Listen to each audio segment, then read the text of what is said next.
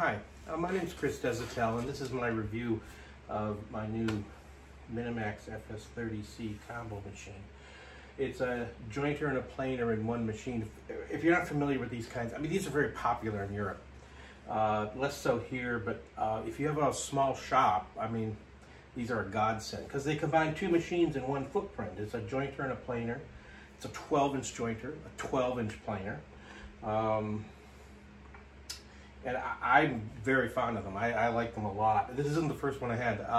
This replaces a previous one that I had for a number of years, and I replaced it because I was growing more and more disenchanted with the other one. It was a Hammer A331, which is an Austrian machine made by Felder. It produced excellent quality work, but I got disenchanted with it for a number of reasons. I'm not going to go into all those reasons here. This is not what this video is about. But one thing that really bothered me about it was an incredibly loud machine. Now, thickness planers are notoriously loud, but that reputation mostly comes from the lunchbox style planers that are much more common. These kinds of machines are engineered to a different standard, and they're not supposed to be quite as loud. But that Hammer was ear-shatteringly loud. It was, even with ear protection, it was unpleasant to use. And my wife would have to retreat to the third floor of the house when I was using it. And I eventually just got tired of it and decided to replace it. So I took a bath on selling it and buying this one. So which ones did I consider? I considered 4 different machines. There's more than that available in this country. I mean, there's the Felder machines. They have 2 models that they sell in this country, but Felder was obviously off the table for me. I was getting rid of one, right? Then there are a couple of other brands that you can't find anything out about. I mean, there's no information about them, and these things are expensive, so I wasn't about to drop a lot of money on something that I didn't know exactly what I was getting. So the 4 machines I considered were Grizzly, Jet, Recon, and the Minimax. So let's go through them. The Grizzly I never seriously considered because I don't care for Grizzly. I've had a couple of Grizzly machines in the past that I was really not that pleased with, so I wasn't going to go that route again. The Jet and the Recon are 2 very, very similar machines. They cost about the same, almost exactly the same, and feature-wise and everything about them, they're very, very similar. And if you read reviews about them, they score very similarly too. My experience was, my recollection is the Recon tended to edge out the Jet more often than not in these reviews. But really, I'm sure the Jet's a fine machine. If you like Jet and you have experience with them, I'm sure it'd be fine. I seriously consider the Recon, because I don't have experience with any Jet machines, but I do have a Recon lathe, and I'm very happy with it. So I gave the Recon a good consideration, but I ended up getting this one instead. And this one is by far the most expensive of the 4.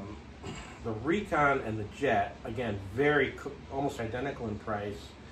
And by the time you get them with a helical cutter head, and by the time you pay taxes and freight on them, depending upon where you're having it shipped to, I mean, it can reach $5,000. These are expensive machines. This machine, it has a helical head as well, with taxes and freight came to $7,000. So, chunk of change, right?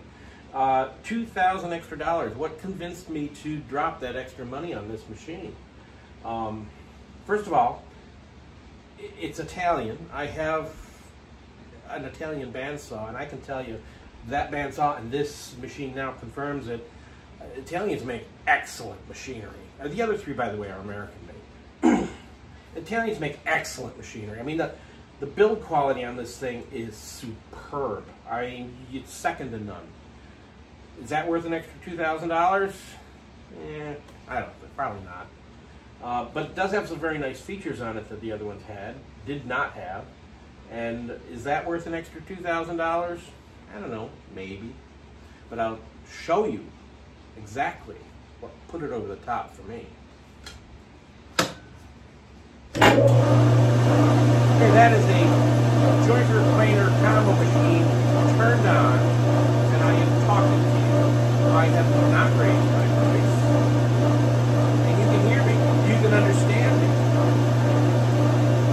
incredible. This is one very quiet machine. It's far quieter than the competition.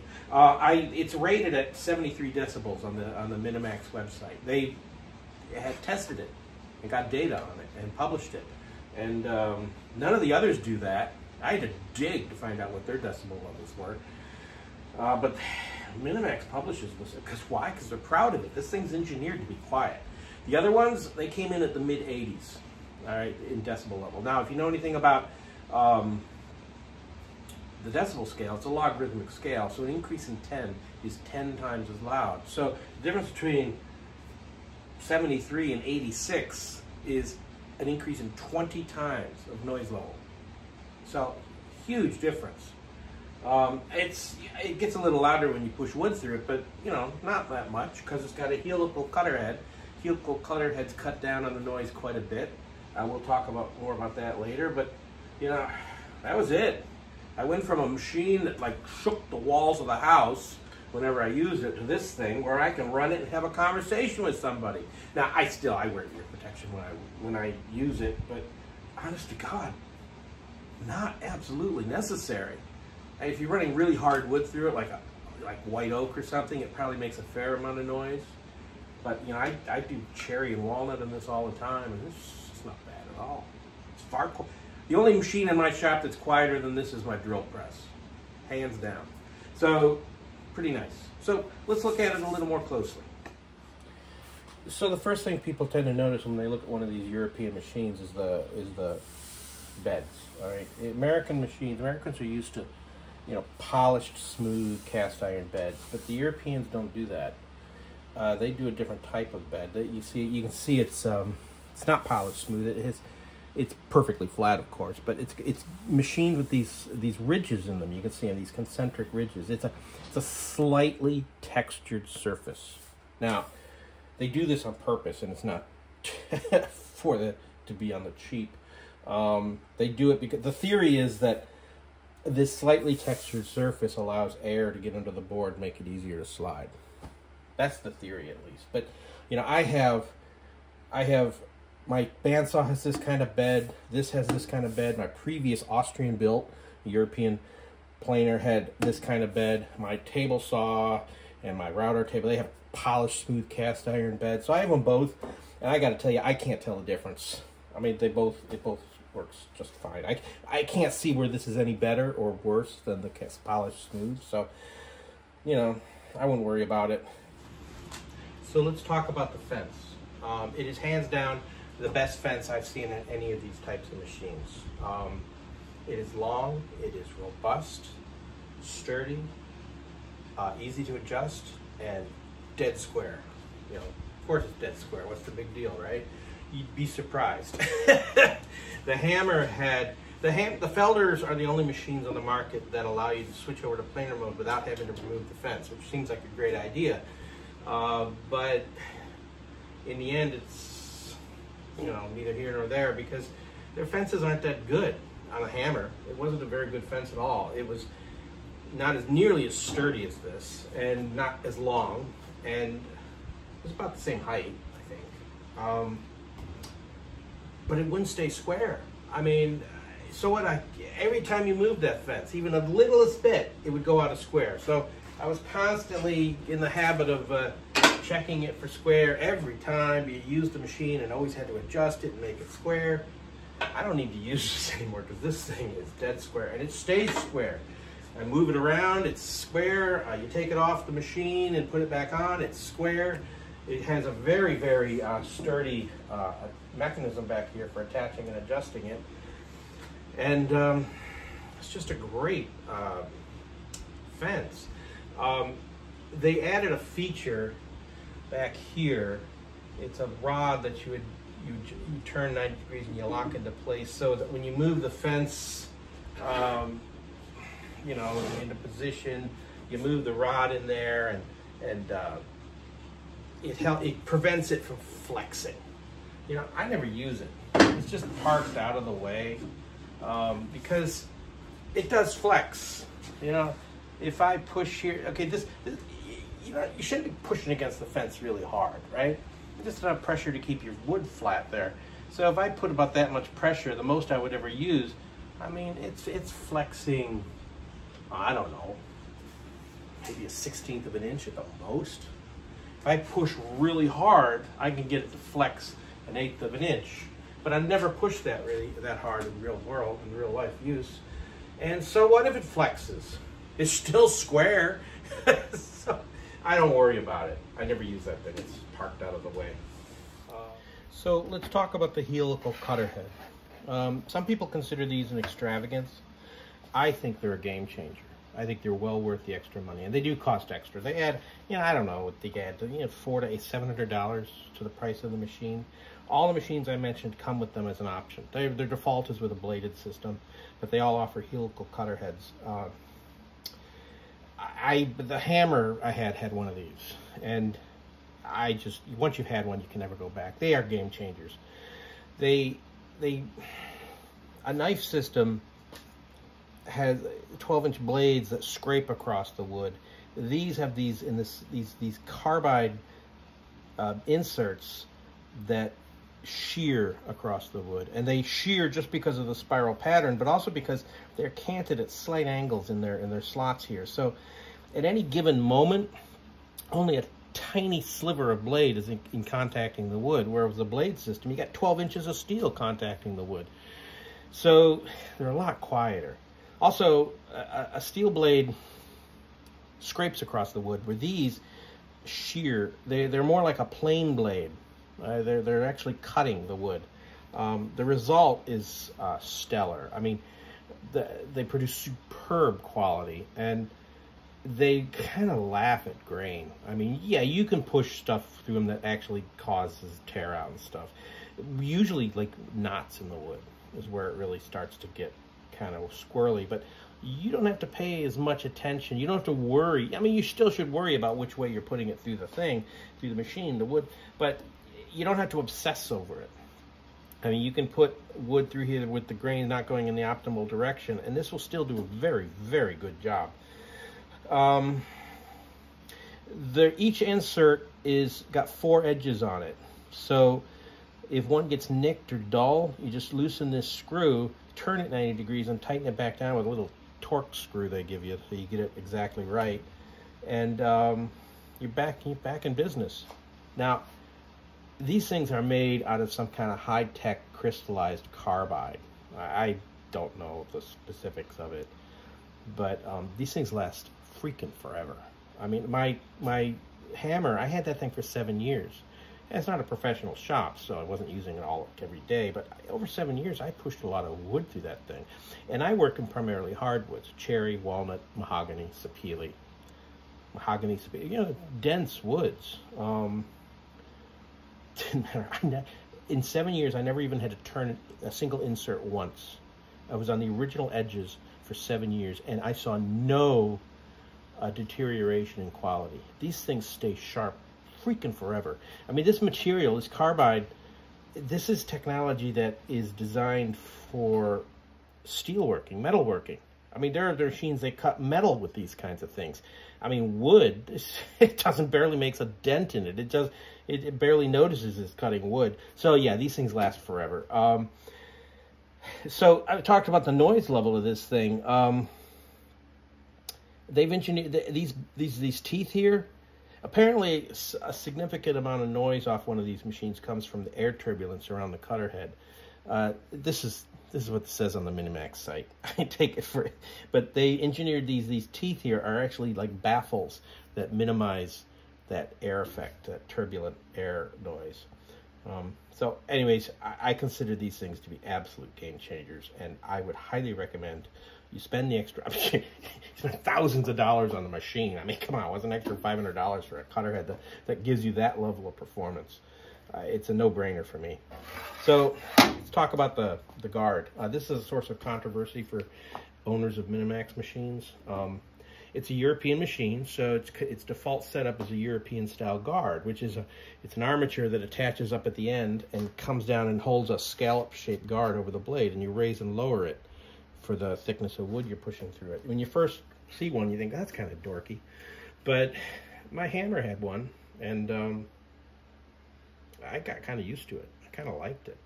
And when I found out I wasn't going to be able to get that kind of guard on this machine, I was a little disappointed. I've since become used to this, and I think it's fine. I have no problem with it. Some people do because they think it doesn't match the build quality of the rest of the machine, which I suppose is true. I mean, it's made out of plastic, but it's a pretty sturdy plastic, so I think if you hit this hard enough to crack it, you'd hit a metal one hard enough to bend it. The mechanism is excellent. I mean, there's no trick to attaching this. It's just the spring mechanism is all internal, so that you just screw this thing down with an Allen key, and you're in place. You're in business. I mean, it takes all of 20 seconds. So, pretty well designed in that regard. I wish they'd used some other material other than the plastic, but just for aesthetic reasons, really. Functionally, it's fine. Why do they not? They don't sell the European style guard because actually, technically, Felder shouldn't be either, because technically they're not legal in this country. In your private shop, it doesn't matter, but if you're in a production shop, a professional shop, and OSHA came in and saw a machine running a European style guard, he'd make you shut it down because it's illegal. They want you to use one of these. Ironically, in Europe, it's the other way around. These are not legal, and you got to use the. So I mean, come on. But in any case, Minimax will not sell the European style guard in this country. You cannot get it. If you're really obsessed with it, there's a British firm that'll sell you an aftermarket one. Be sure you get the right size. But I considered doing that, and actually did. I bought it. I have it. I can't return it. The shipping would cost more than the guard is worth. So, if anyone out there is interested, let me know. I'll sell it to you. But anyways, I've gotten really used to this. I like it just fine.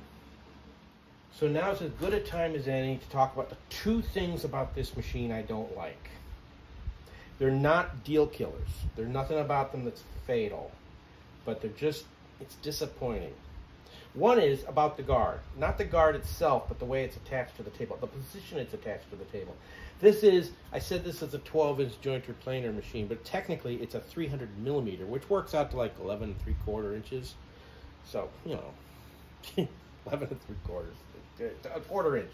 So what? But the way they've positioned this, the way they've attached this actually robs you of another quarter inch.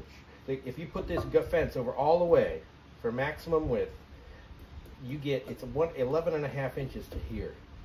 So the guard is robbing you of an extra quarter inch. I suppose if you really needed that extra quarter inch, you're just really pushing, you got a piece of wood you want, I suppose you could take the guard off and just be really careful. But, it's kind of annoying. The other annoying thing is, where is the adjuster for the bed height? This is something no one else, I couldn't find out anywhere about where it was. I finally had to talk to a company rep, and he told me where it was. Because nobody mentions it. All the other machines have some lever or something on the front of the machine. This one doesn't. It's a knob attached to the hinge that attaches this bed to the body. All right, so you just unlock the table and turn the knob, and it adjusts just fine. It's not like it's a big stretch to reach around here and turn this, but it's not as convenient as the other machines. So I wish they'd put all this thought into this machine, and then they did something like that. It's kind of disappointing. Those are the only two issues I have with the machine. I thought I'd get them out of the way, so we'll move on. So let's switch this over to planer mode, see the procedure for it. It's pretty straightforward. I'm not going to rush through it. I mean, if you're just focusing on just switching over, it takes about 1.5 minutes total to do it. But I'm just going to take my time here. So first thing is I remove the fence. Now, I don't like this taking up counter space in my small shop, so I built this little rack here for it. Just to hold it. And the manual says you need to remove the guard before you switch it over. I don't see the point. It doesn't take long, but you got to find the Allen key, and it's just a pain in the butt. And I don't see the reason for it. It's just silly. So put that up and just move this out of the way. Big deal. Done. Oh, when you switch this over,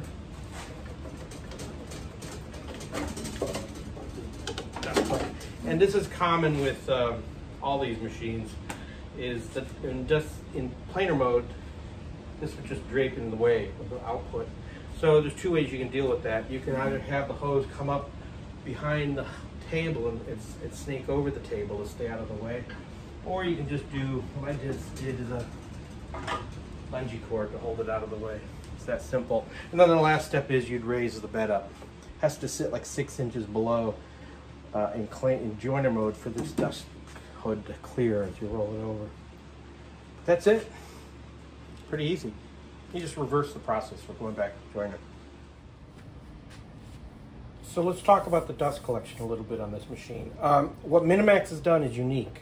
None of the other machines do it this way. They have 2 dust ports. Dust shrouds, I should say. Well, ports, yeah.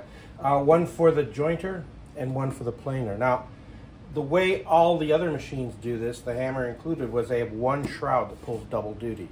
When it's in this position, it's for the planer, and when you flip it over in the other direction, it's working for the jointer.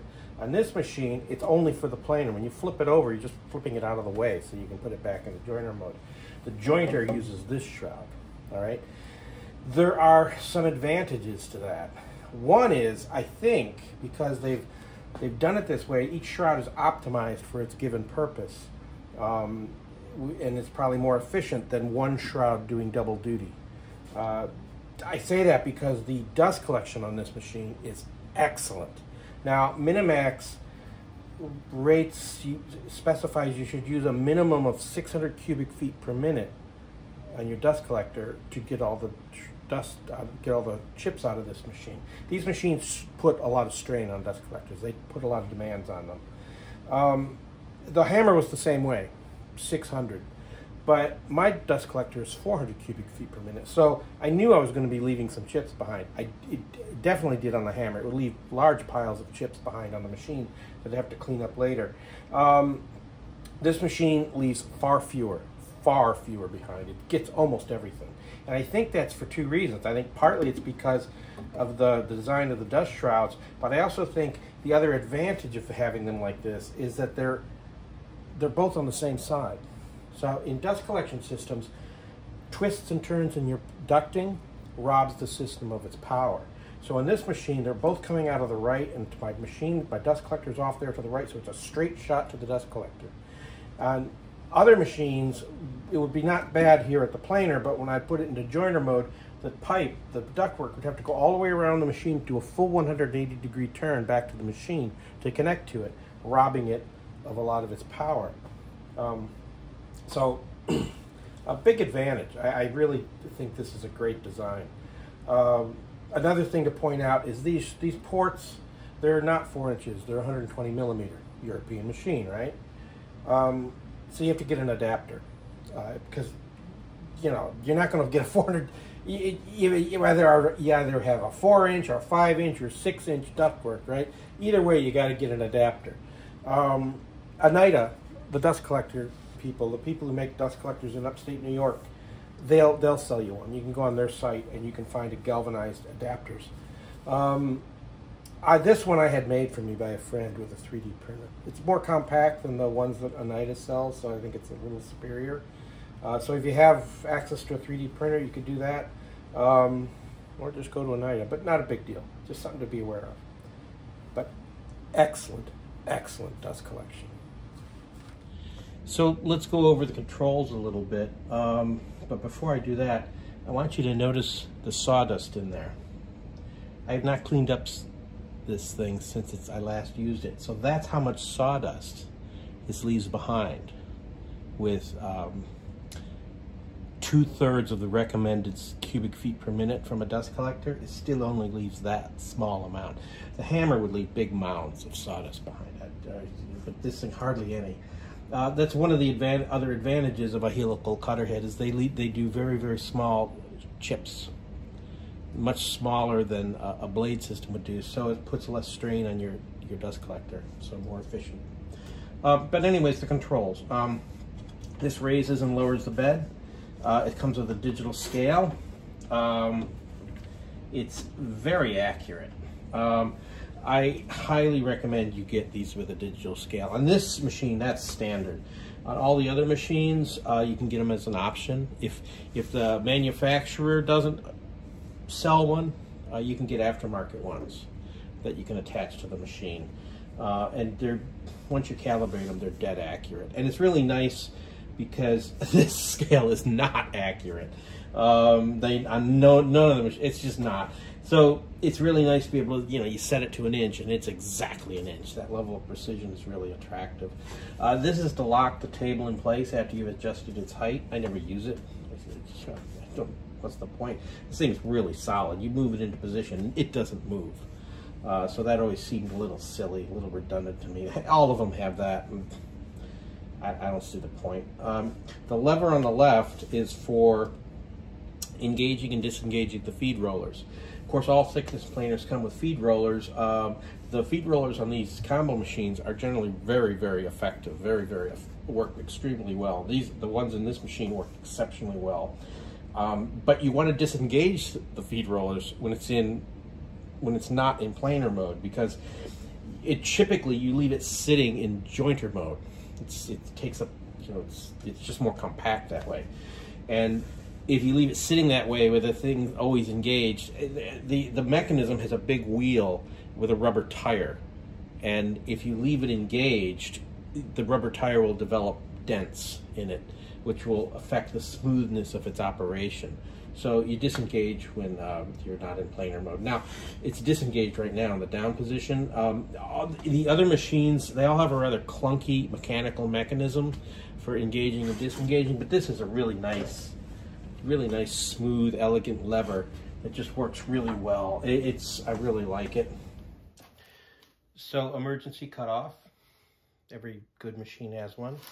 And this machine, being an industrial grade machine, is designed so it can be hardwired directly to a building's power supply. This one, I've got it set up with a plug, just like with my other machines, but you can hardwire this thing to your electrical supply. And so it has two switches. This is the equivalent of plugging and unplugging the machine. Turn this, and now the machine is energized. That's the equivalent of plugging in the machine, and then you turn it on there. So that's why two switches. So that's it. That's my impressions of this machine. I did this video because when I research machines like this, I rely a lot on videos like this on YouTube, where people with the machine, with experience with the machine, give their impressions. There weren't a lot of videos about the Minimax, so I figured I'd add to the sum there and let you know. If you have any questions about it, go ahead and put them in the comments. I'll do my best to answer. I'll just say one more thing about this is if you get serious about buying one of these things, you're eventually going to be put in touch with a guy whose name escapes me, but he's like the technical rep for Minimax in the US. The guy is extremely knowledgeable about the machines and extremely helpful. I mean, he's really forthcoming. He'll answer any of your questions. He'll really put himself out there for you. So pretty good support with these machines.